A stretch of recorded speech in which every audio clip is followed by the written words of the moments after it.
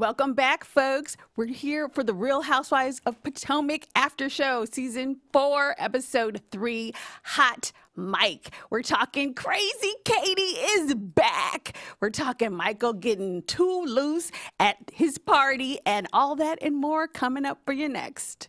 You're tuned in to AfterBuzz TV, the ESPN of TV talk. Now, let the buzz begin.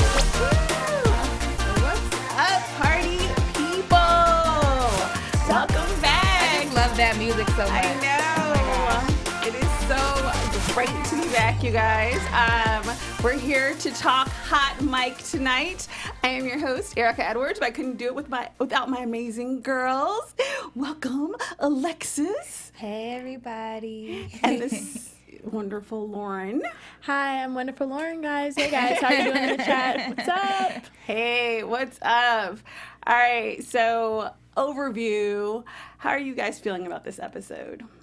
I thought this episode was okay. It was a little bit slow, but I feel like we're gearing towards something that's about to build up. Like what happened at the end. I feel like it's going to blow up on the next episode, so I'm excited to see that happen. Yeah, retweet all that. I think that a lot of seeds were planted in this episode, and everything's going to bloom, blossom, and all the terror will start. Yeah, exactly. Yes. I feel like we've been getting these clips of Michael at this party, even from last episode. So it was sort of frustrating, I will say, to sit through all the kind of here and there, and then the party is like the last few minutes. But that means that next episode will be coming in strong. Yes. Yeah. All right, so let's go light first and then end up with the drama at the end. So let's start off with Monique and Chris and the kids, and they're so cute. Yes. So I don't know. It seems like Chris is ready for baby number 4, and she's like still pregnant. Mm-hmm. But what do you guys think? Do you think she's gonna let it happen or no? I think she is. He's just such a traditional family man. I think he really wants her to be the stay-at-home mom and just have a whole bunch of babies and take care of him. And she's been kind of letting him do that so far. So I wouldn't be surprised if we had baby number 4. But let's see her have baby number 3 first. I know, right? Exactly. Let her get unpregnant first, is what I'm saying. Chris is going to get what he wants. I have no doubt. There will be no snipping. I don't see Chris going for that. I would be very surprised if he's down with that. So the inevitable will happen. That will be a 4th baby. Yep. Yeah, I don't know. I mean, I don't think, Chris is definitely not getting snipped. I don't think that he's that type of guy, but I do feel like Monique is really committed to her. I don't think she wants to be that stay-at-home wife. So I do feel like baby number 4 is going to cause a little bit of extra turmoil because she's always like, oh, I'm so tired and I can't see doing 4. And I think she is kind of done, but.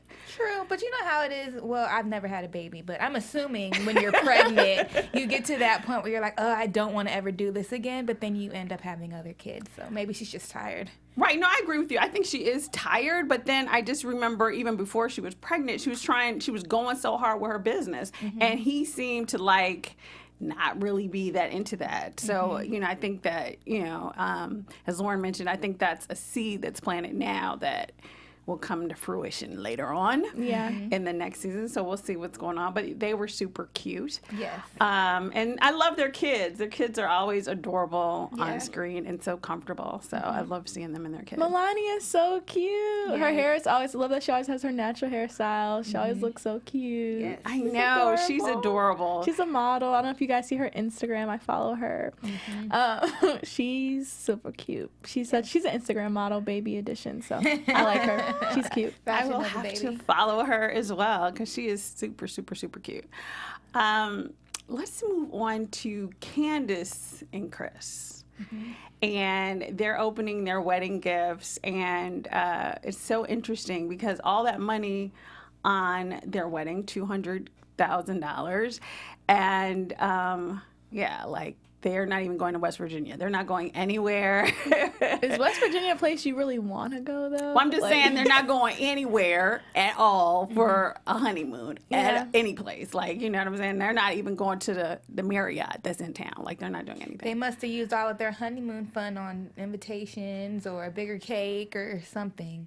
I can't imagine her mom not giving her money to go on a honeymoon. So they must have told her, look, if you want to invite 50 more people, that means no more honeymoon. And at the time, she was probably like, yes, big wedding. And now the wedding's over and she's regretting it. That's what I think. I don't think they're really regretting it. I think they probably were prompted in the interview, in their confessional, like, what do you think about the honeymoon? I think that they had enough. That wedding was an extravaganza. I think they're fulfilled, especially Chris. I don't think he's like, I want to go on a honeymoon. If anything, it's Candace talking about it for like a minute, and then she's going to go on to the next thing. So I think they'll be fine. I would want to go on a honeymoon, though. Yeah, I would want to go on a honeymoon, but then I kind of would want my husband to, like, pay for something, you know what I'm saying? So that's the thing. I mean, I get that the mother or the bride's family traditionally pays for the wedding, but usually your husband coordinates the honeymoon situation. So it's like, okay, you know, and even if you're low on funds, we could go someplace, we could go to Florida or something, you know? So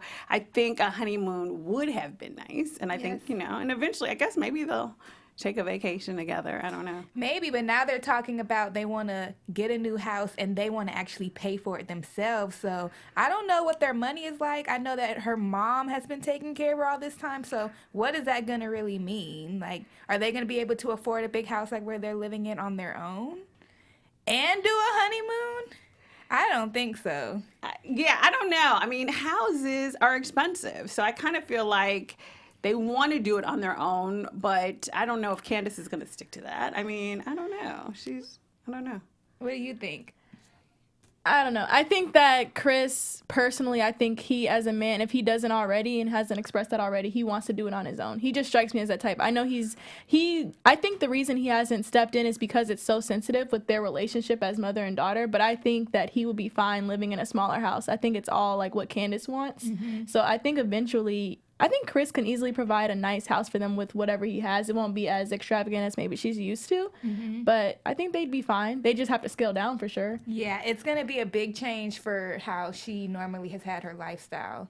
So is she going to be okay with that? Yeah, that's the thing. I don't think, like, I think Chris is cool. Like, I think he'll be okay if they get a condo. But I think that her needs are going to be so much that eventually she is going to be like, okay, well, can you help us with the down payment? Can you help us, you know? I mean, I don't think so. I think the mom is going to try to insert herself before Candace goes to her.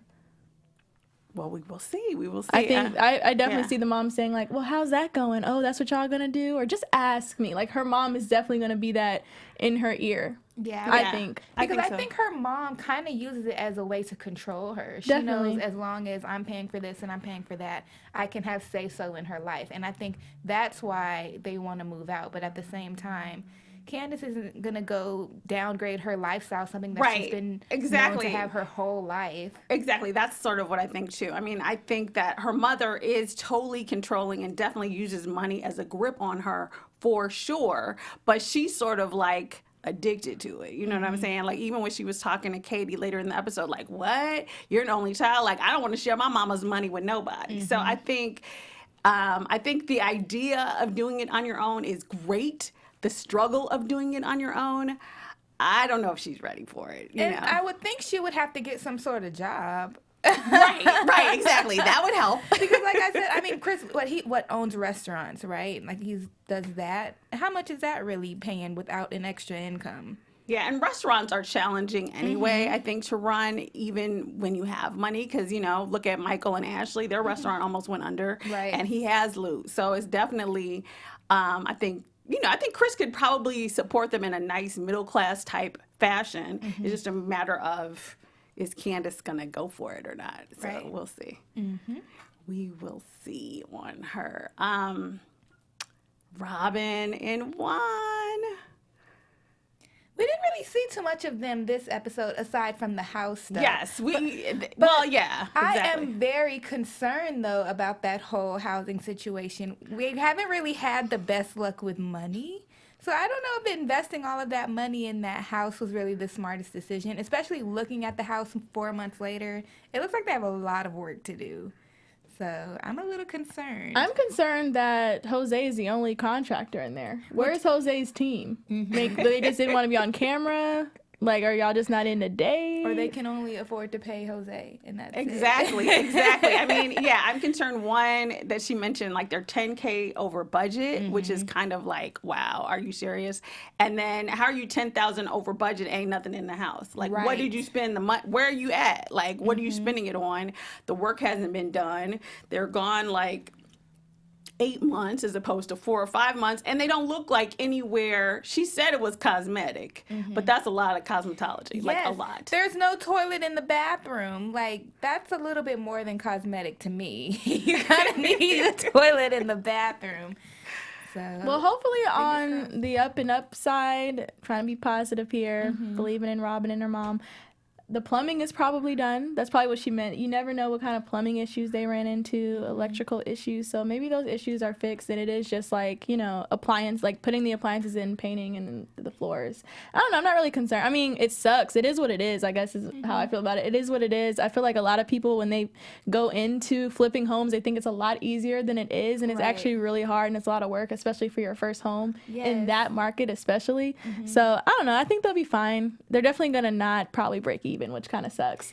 But they may still. Maybe they can sell it for more than it's worth. I just feel like it was such a weird, like, time right now to do it when you just got out of situations with money. I feel like they probably should have took some years to kind of just be a little bit more steady and not have any issues. But to finally get some money coming in and then go and spend it on flipping a house, that was a huge risk. So I hope they can work everything out, because Well, we're saying they, but it seems like Juan has no hands in this house at all. It's probably Robyn's, you know, Potomac, Real Housewives of Potomac check. probably Right. That's why Juan is like, y'all better figure it out. Y'all better do that. So that is kind of the only positive to that is maybe this won't be a contention for their relationship now, because it's like, it's on you type of thing. Like Juan was just like, I don't know, it's on you. I mean, he was like that, but then he also said that it's like $60K at stake or whatever that she has in there. So I definitely feel like, given their history before and what she, you know, and it's kind of like, it was sort of her fault where they lost the money to begin with before. I think that if she loses $60K, it's going to be an issue. I mean, he's working. Will. She still has her, you know, Real Housewives of Potomac check, so they're not going to be on Skid Row or anything. But I definitely feel like, you know, they're counting their pennies. They're looking at it. Yeah, but it's her pennies, not his. They're not married this time either, guys. Like, Very true. Robyn's name is probably on that, and Robyn's mama, not Juan. That's why Juan's like, man, he's cringing because he's concerned because, you know, we people, but that's they kind of on you. still 50-50 in though, and if he looking like, yo, where's your half? And she like, oh, I spent it on the house. Now it's like, okay, well, what we gonna do now, Robyn? You know, like, I feel like it's still, if it doesn't work out, it's still gonna end up falling back on Juan, and it may cause some type of, you know, controversy. Exactly. A little bit of tension, but I mean, as long as he, you know, lets her stay in the house and he don't kick her out, then I'm sure it'll be fine. He can kick her out. He needs her 50% of everything. Exactly. I don't know, he got that head coach salary, that D1 head coach salary, so I think he'll be all right. We'll see. Yeah, so that'll Fingers crossed. I know, exactly. That's the thing. I'm surprised because I can't really tell sort of what her true experience is in real estate and if she's really but we'll see. I mean, it doesn't look horrible or anything, but it's not like they have so much extra money where it's like, oh, okay, $60K can just be out there kicking it for an extended amount of time. So that's so I think there's some reasonable concern there, but you know, like, yeah. If they can get over her, you know, with the money the first time, with, you know, the 100,000s, the millions, I think they'll be able to get over 60. It sucks, but I think Robyn and Juan can get through 60 if they could get over how much she lost the first time. But hopefully she learns her lessons, makes smarter investments. And hopefully it's a big sale. You know, it still could turn out good while we being all negative. That's y'all. I believe in her. Wait a minute. Okay, thank you. It's 8 months and they don't have a toilet. So it's like, it's not even, you know, so it's not, so that's really the concern. Right. It's really how they played it on the show. You know what And I'm it's saying? probably things that she's thinking in the back of her mind, like, oh my gosh, how's it going to be if this doesn't work out? You know, these are the things you have to think about too. Exactly. I Joseph Boza in the chat, he said that he's concerned that Robyn is doing this, flipping the house, as a way to keep Juan, and he wants out of that house. I wonder. Y'all always think Robyn trying to keep. Yeah, she always got to do I feel these like everybody things be to keep giving Juan around. them the hardest time. I It's don't just- understand how her flipping houses is going to keep Juan around. If anything, I would think it could possibly make him leave if it doesn't work out. Yeah, if she lose that $60K and she can't pay her half of the rent more than a few months, he's gonna be giving her the side eye. I want y'all to think that Juan is there because he wants to be there. Y'all always think Robyn is trying to trap Juan. I want to know if anybody thinks so. You all, it sounds like you both think that their rent, I want to say maybe mortgage, whatever they have. You're saying that Robyn and Juan are 50-50 every month. That's what y'all assume. That's what I'm assuming. Okay. I don't know what each of them are making. Maybe Juan is paying for everything. Maybe I don't think he's 80-20. paying for everything. I think that they're definitely entering into it now as a partnership. I think back in the day when he was pro baller or whatever, and he was like doing everything, but I think now she's really the one who's been kind of building them back up. He has this new job, so I definitely feel like they're in a partnership, at least. Yeah. Like, I'm not saying she's like, oh, okay, I'm splitting half the mortgage, or I'm paying the light, you paying the cable. I don't think it's like that, but I definitely feel like they're commingling their money and really trying to build something together. So I feel like they're partnering like that for sure. They're helping each other out more so than like really needing each other. Like I'm sure that if they went their separate ways, they would still be living well. But I think right now, as they're together, they're splitting everything because it's just helpful when they're trying to build their lives back up. Tell us what you think in the chat, guys. Yeah. Well, what do you think, Lauren? I think I'm minding my business. I'm trying to pay my own rent. I don't know. I wish I had a one to help me pay my rent, child. I mean, Very true. shoot, I just might. But no, I honestly never really thought about it. That's why I was like I never thought about what they were doing, because it's always just been her story of like when I lost the money. So I never even thought, what are they doing now? I don't know. I got to put some more thought to that. Hopefully, I feel like he's probably contributing a little bit more because he is a D1 head coach now. So that's pretty substantial money. But whatever they're doing, it's clearly kind of working for them. So keep it up, guys. Yeah, and we wish them the best. We love them. Yeah, I love them too. And they did seem kind of cool together this episode. There wasn't any sort of like drama between them. It was just really focusing on their financial situation. So that part was actually really interesting, and we want to see Robyn succeed. So, good luck with your real estate girl, for real. Okay, so before we move on, Alexis has a special commercial for you guys. Yes, so before we move on to the next topic, we just want to give a huge thank you for making us the ESPN of TV Talk. We love what we do. We love watching all of our crazy shows and talking about them with you all. And we cannot do it without your help. So if you are watching on YouTube, make sure you like and subscribe, hit that thumbs up button, and participate in the live chat because we are reading them. If you're listening on iTunes, please give us a 5-star rating. And no matter what, please continue to watch and join with us every Sunday. Exactly. And watch all the shows here on AfterBuzz because we love you guys and we make it all possible. Oh, yeah. Yay. Okay, so what was interesting about Karen and Ray? And they were going to buy tombstones, which was like so touching and, kind of sad, really, to know what she went through with her parents and specifically with her father. But what was interesting as well is that her father is only 2 years older than Ray. So I can imagine. Shocked me. I did not know that. What? Y'all were shocked? Y'all thought they were the same age? No, I knew he was a lot older than her, but 2 years younger than your father? Like, wow, that's a lot older. Yeah, and 46 is quite a while ago. So. He's 73. Ray will be 73 this year if he hasn't already turned 73. That's the math. Yeah, so that's a lot. Hey. But it's funny because basically we need to do the math, but it seems like Karen and Ashley are pretty much in the same position, really, and this is what Ashley has to, hopefully she one day can become a grand dame. Their age gap, I think, is a little bigger, like probably 20-something years. How old is Karen? She's probably like in her 50s. She just had a birthday, guys, like the last episode, right? What was she, 55? Okay. 52? I don't know. But it's probably about 20 years. And then Ashley is like 30 and Mike is like 60-something. I don't think he's not in 60s. He's not 60, girl. I believe Michael's 55. Sorry, Yeah. He might live 60. I think they're like 25 years. Oh, okay. All I know is he has kids that are younger than Ashley, which is like crazy. Yeah. So it's so it's a And older. similar it's a similar age gap. So it's like Karen can't really give her the side eye because come on, she she has the same thing with Ray really. I think that's why, I remember though in season 1, Karen was trying to like kind of take her under her wing because of those similarities. Like, I think their whole side eyes has nothing to do with like the age thing. It's just the two couples just don't get along. I don't think it's even like, oh, your man is old, because it's like, my man is old. Right? No, exactly. I don't think it's they that just at all. don't like each other. Like on a like, the women don't like each other in the couples. The men don't like each other in the couples. Like they're just. Oof, those two couples are Michael beefing. only likes Swan. That's the only one he's ever checked. I want someone to love me the way Michael loves Swan. Make it a t-shirt. Amen. Yes, I totally agree with that. And it's interesting. I mean, I think Michael gets along okay with like the Chris's, you know what I'm saying?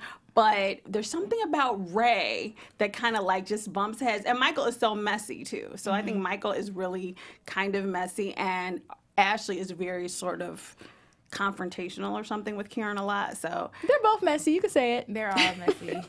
I think the issue started with Ray and Michael because Karen inserted Ray into it. I think it was either season 1 or season 2 where Karen was like, well, I've had this argument with Ashley. Let me invite Ray out to address Michael about it. And it's like, why are you bringing your husband into your mess with the girls? Right. Did Michael get involved though? Because that sounds like something Michael would do, doesn't it? Probably, but Ray wasn't in it, so she could have left Ray out of it. No. I don't think that. I feel like if I don't know the specific situation you're talking about, but if someone's husband approaches someone's wife, I think as the wife you should bring your husband, because I'm not gonna sit here and argue with a man. So if that's what it was, I get it, because it just seems like Michael would probably be like, yeah, Karen, like, I don't know what the situation was, but I could see Michael being like, yeah, Karen, what about that? And then Karen just being like, hooray, come here, handle him. But yeah. Very true. And I just remember Michael like really trying to pin Ray down about like where he lived and what house and why did you move there? And,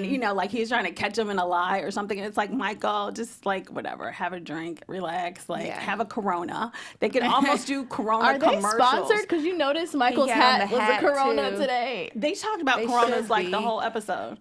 They drink a Corona every single episode. I think the last episode is probably the first time where they weren't drinking. It's not Corona. even just the drinking though. They have like paraphernalia. Like they have the right, shirts, the hats. Exactly. Like, they're sponsored, guys. Thank you. Literally, they say Corona like several times during the episode. It's like you're not just drinking. It's like Corona. We're not drinking any other Mexican beer. We're drinking Corona, and that's it. Yes. So they were kind of killing me with that.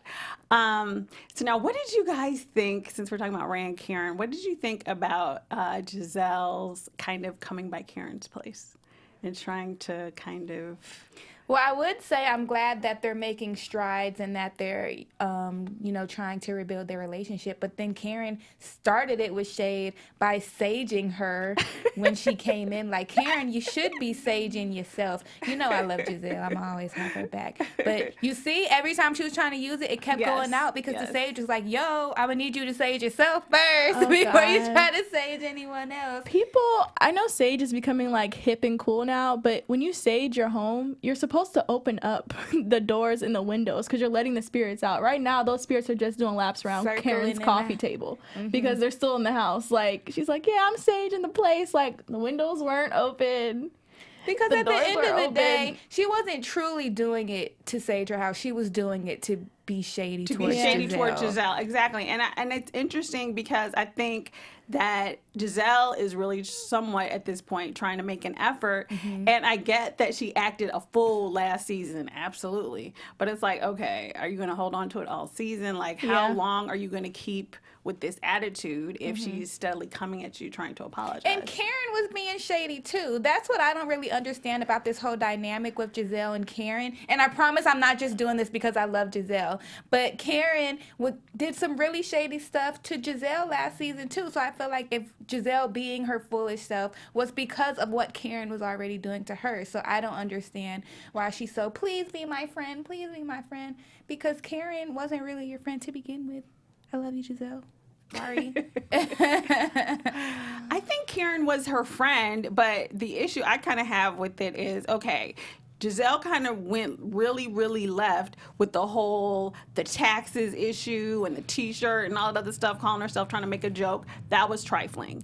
But Karen also invited Sherman's ex-wife around or whatever. So it's like, yeah, exactly. They did the tit for tat thing. So I don't understand why Karen feels so justified in just continuing to hang on to it. Like, it's like, are you genuinely mad or you need a storyline? Like, what is going on? Why are you holding so tight to this sort of Giselle beef? Like, oh, I just can't trust you. I can't trust you. Okay. Right. Well, you let her in the house now. You ate her food. Like, you ate her cookies and stuff. You know, just try to loosen up a little bit, I'm hoping. Yeah. I think it's a storyline. I think that these girls probably hang out, like, they've been hanging out during all, like, we haven't seen each other since the reunion. Like, no. They're both two, like, shady queens. They're both petty. I think they're so, like, they're entertaining to watch, at least for me. Both of them are. Right. And I think that they both know that they wronged each other.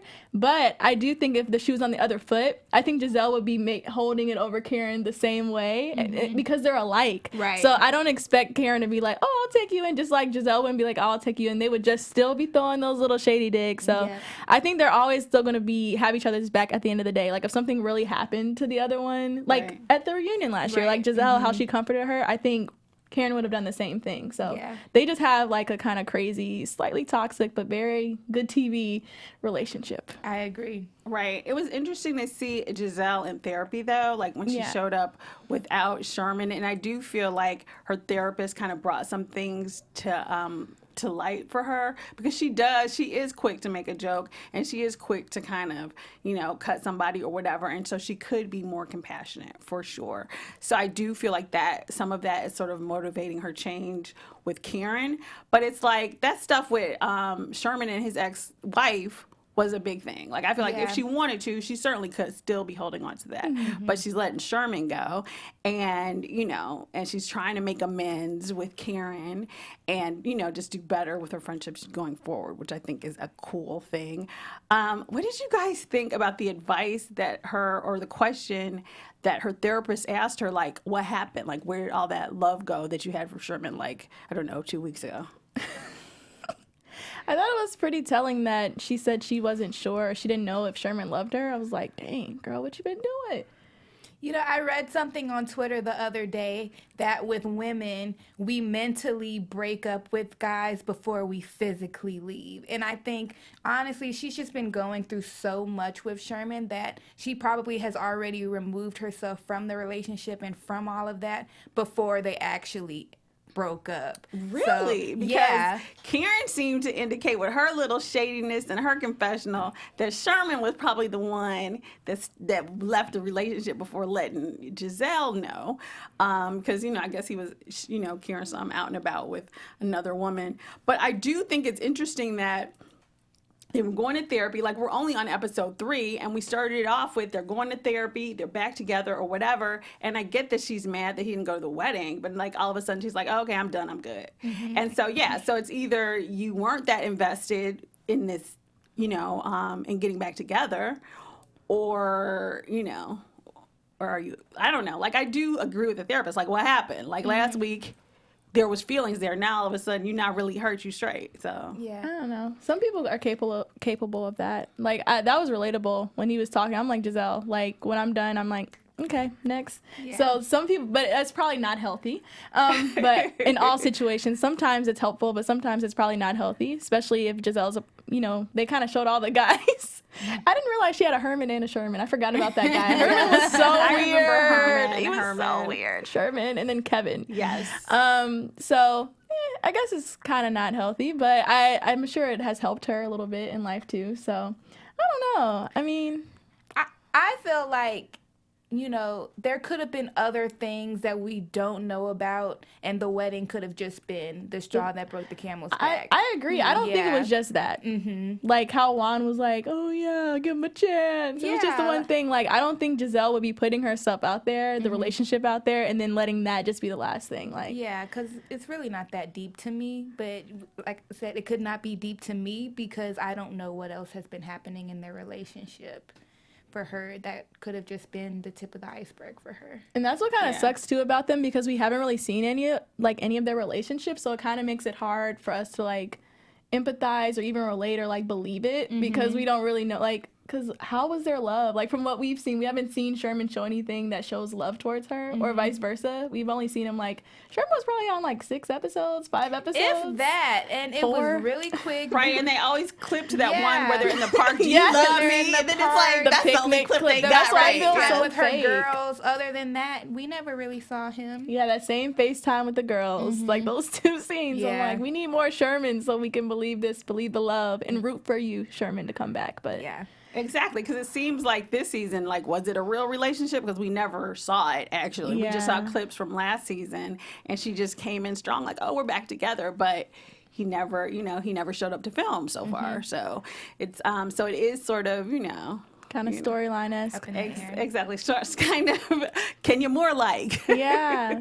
Another Kind of. beautiful woman, Giselle. Like, can you but you know what? Maybe she does have a real man in the cut, and she just doesn't want to bring him onto the show with this drama, because Giselle's like, she's great. I'm sure she has somebody like waiting in the cut, and then she's just like, I'm just gonna fill this air with Sherman and Yeah. like have my real love over here. Y'all And think that's true? I hope so. We I didn't hope know so, for about real. Sherman until a year into their relationship. I keep forgetting that. Yeah, Yeah, so that's true. it could have just, we don't know what's going on in their relationship, honestly. And now it makes more sense why he didn't want to go to the wedding. Maybe he's just somebody who just doesn't want to film or just doesn't want to be around this group of people. Exactly. I definitely thought, and especially after the whole prostitute stuff, I was starting to feel like, okay, he doesn't really want to film, which is one thing. And I can definitely respect that. But yeah, like, she does seem like she got over it so quick. So maybe, like you said, maybe they've been broke up, and then she's just playing it out for the first 3 episodes. I don't know. So, oh my gosh, I'm so excited. Cuckoo Katie is back. Oh my gosh. Oh my gosh. She came in kind of, with her Indian garb on. I love her. I love how crazy and goofy she is. She's always a character. I feel like she messed up her hair or something happened to her hair on the way there. And then she just had that little scarf in her car and was like, well, let me throw this on before I go on camera. Oh, yeah. I thought she looked crazy. I know there's gonna be some angry tweets about it being cultural appropriation, so I'm sure those are out there. But you know what? That one probably was true. Those that top of that leave out was probably puffing. She don't want to be probably- black sometimes, so I she know, probably threw the right? scarf on. It was Exactly. probably a little drizzle outside, and you know how that drizzle hit the hair, It's make like- it frizzy. Okay, Katie, it's okay. But yeah, she could have tied it a little bit better. Yeah, I was like, but why isn't it it's tied? Katie, it's her. So we Yeah, love she's it. weird. Exactly. And it's so interesting because she is another one who's, isn't she living with the guy who's 27 and not paying any of the bills? Well, he's living with her, right? Right. Well, yeah, he's not Right, paying okay. anything because, he's living there because he doesn't pay any bills. And has more clothes than her. How you gonna come in my space, taking up all my space, and not pay anything? No, with my children in the house. She has 3 kids? 3 kids, yeah. Oof. I just don't get how you go from only dating a bunch of rich guys to some 27-year-old living in your house for free. Like Oh, I Russell do. Simmons, 27-year-old. I understand because she's rich. You see that a lot with Yeah. people who come from money because it doesn't matter. I She's guess. like, I'm gonna be rich anyway, so I'm so rich. I'm gonna go through this phase of dating young hot guys, and now I'm gonna go back to the she has nothing else to do. Like she's literally a socialite for a living. Mm-hmm. So why not try something new? Why not? I know, but she does seem a little bitter when it comes to marriage. But interesting, and I'm kind of glad to see her back because I don't know, she was a little off. She added a little bit of fun and crazy to the girl. So Giselle agrees to invite her to Ashley and Michael's party, which, so let's sort of, I guess we'll end things with talking about Michael and Ashley. And, and they're planning this party. Well, they start off planning a party for our Uncle Rodney, or Uncle Lump, or Lumpy, or whatever. And he's 2 years in remission from leukemia, which is totally beautiful. And it's interesting, I think, in this episode to see how Michael is finally trying to halfway be cool with her family again. So that was nice, especially when she hugged her mom, it was that was a shocker. Yeah. For sure. So that was good to see. I was glad. And I really, her mom was she's trying to be cute this season, looking good. Go ahead. So. But I wonder, and forgive me if they did bring this up and I just don't remember, but are they like this now because her mom actually did end up leaving the boyfriend? Or are they just deciding to kind of put that to the side? I don't think they've really talked about that since they started this season. Not this season. They haven't brought it up as far as the boyfriend goes. So, so we don't really know that either. I doubt that she left the boyfriend. I feel like Ashley would have opened up the season with that, you know, because that's such that's such a weight on her. I think hopefully she has, though. I hope she has, but I don't think so. But moving out of that huge house into a smaller house, like, I'm sure that has helped. Right. That Michael doesn't have to pay, what was it, like, it was something like $3,000 a month or something. Yeah. More than that, probably, because he was also giving her like a stipend for living expenses. So that's helped. And I guess just the miscarriage that, a loss will bring people together. So very true. It was beautiful to see them hug. I did not see that coming.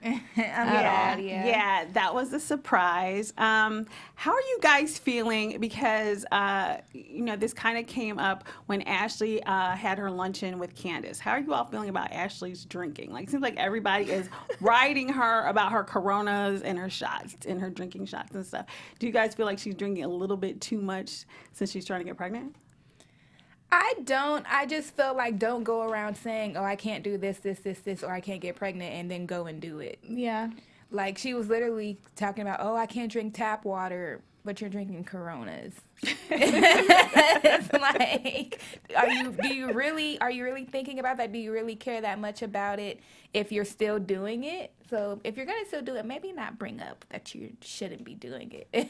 Yeah, that's all it is. No one, like, Candace wouldn't have anything to say if you didn't tell her, like, I'm not drinking, though. As I chug my Corona. You know what I'm saying? So she's bringing it on herself, but I don't know the actual logistics to that.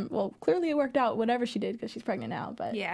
Yeah, exactly. I mean, I think she does seem to be drinking a lot in these episodes, and it's interesting because she was the one who started all that stuff with Monique last season about Monique drinking and drinking too much or whatever. And so we all know that she's pregnant, so it didn't stop her from getting pregnant, but she certainly has, at least these first few episodes in, she's definitely hitting the bottle pretty hard. So it's pretty on brand for Ashley. Like, she's always... got that Corona, so it's nothing new. It's just that now, like you said, she's pointing it out to people. Yeah. Like, girl, stop talking about it. We know you drink every day, like multiple times with every meal, and it's okay. It's who you are. Exactly. It's like, oh, I haven't drunk in 2 weeks. Like, wow, girl, keep going. So that's really cool. So we get to the big party, and that's kind of how they close the episode, and we see so Robyn comes without Juan or whatever, and we see Michael just also drinking, dressed like Fresh Prince. Oh my gosh, she's so goofy, and flirting with all the men. Do you feel like not all the Michael is a little too friendly? Like, who was that guy that he was like, ooh, you've been working out, and it's like he has an interesting that person in production that ends up reporting him. Yeah. For the butt grab, because he's like, I thought that was gonna feel like Jello. Like, okay, I know exactly. I feel violated. Dang, Michael. Exactly. Like, what were you feeling on, Michael? Like, ooh.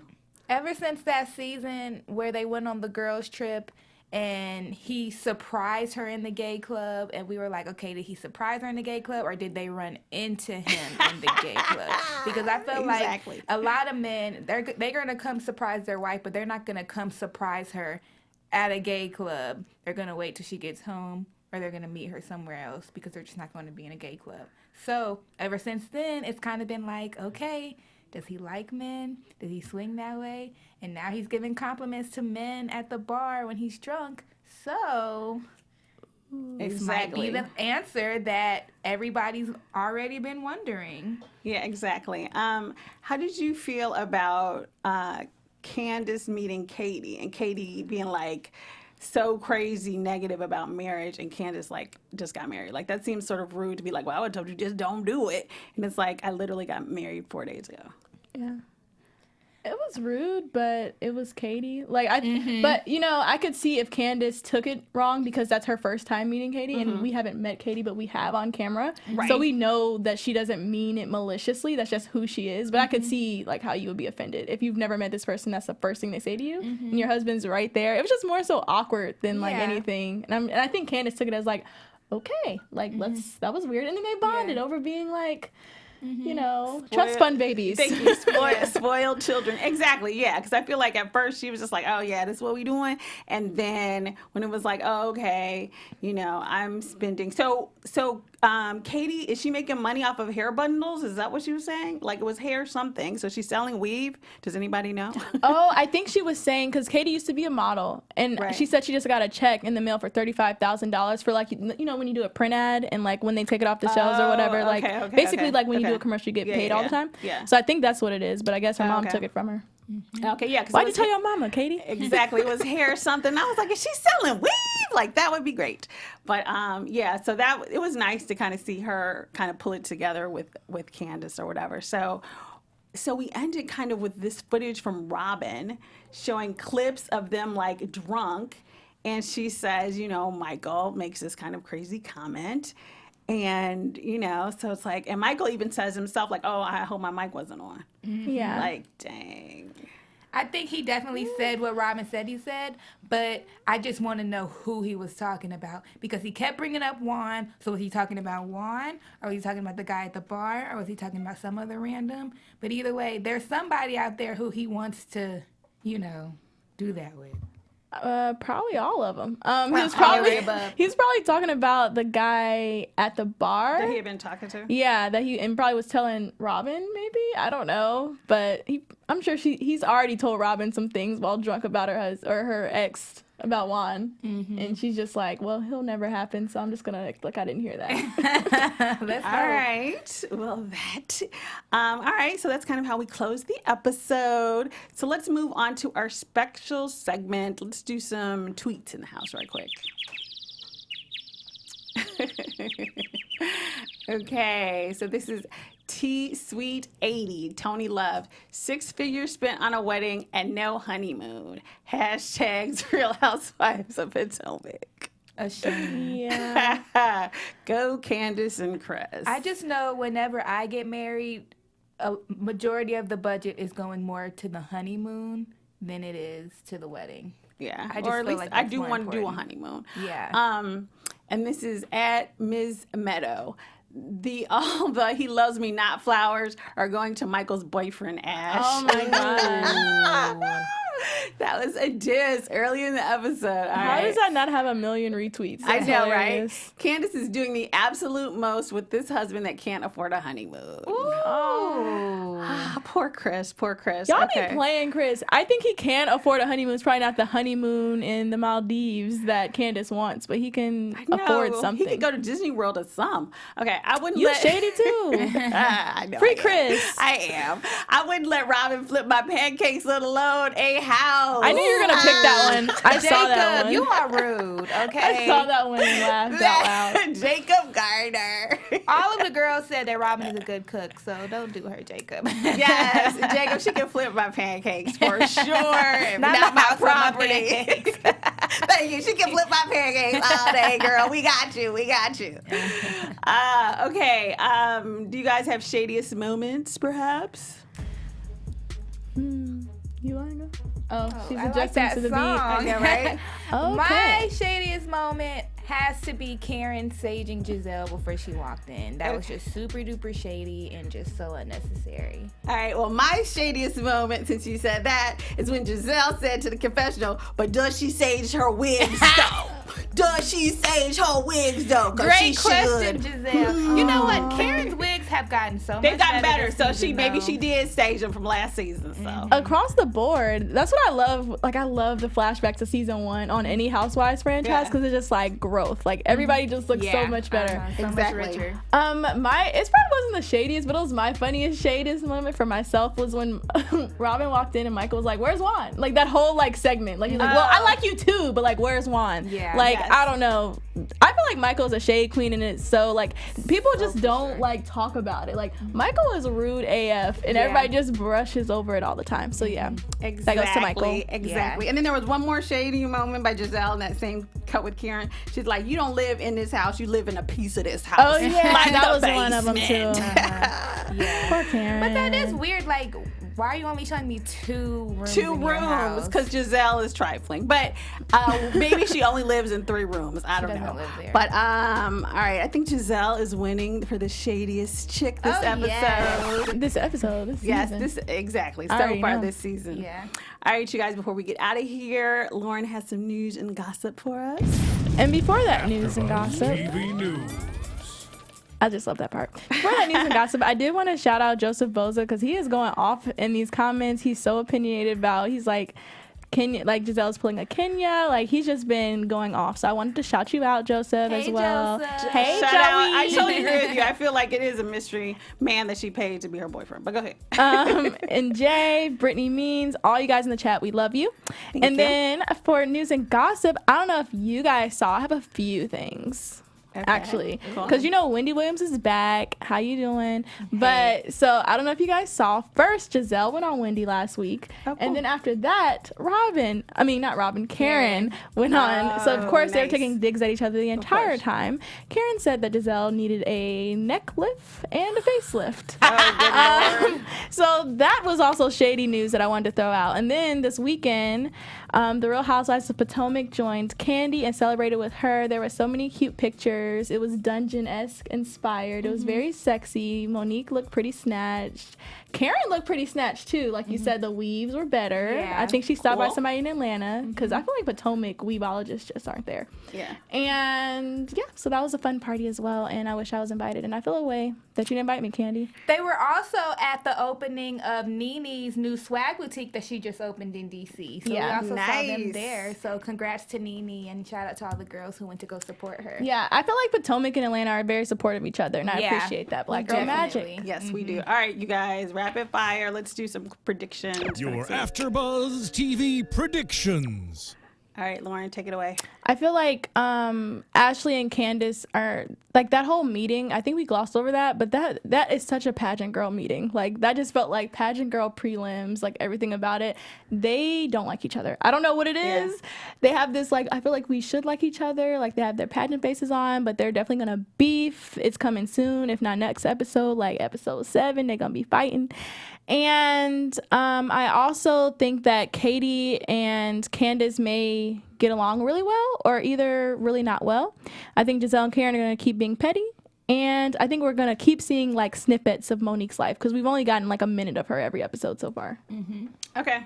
All right, come on, Alexis. We only have a second, so just one prediction. Okay, yeah, my one prediction is that Katie's going to flip the group upside down. There's going to be a lot of arguments because she's back. Okay, yeah, I agree with Alexis. I think Katie is going to be the new Marlo, and she's just going to be on every week. I'm hoping. All right, you guys, thank you so much for checking us out. So, Lauren, where can they find you? Hey guys, you can find me on Instagram at Lauren Out Loud. And you can find me on Twitter and Instagram at I am Lexi Fierce. Cool beans. All right, you guys, you can follow me on all of my social media at Erika, Erika, D as in Door, Edwards.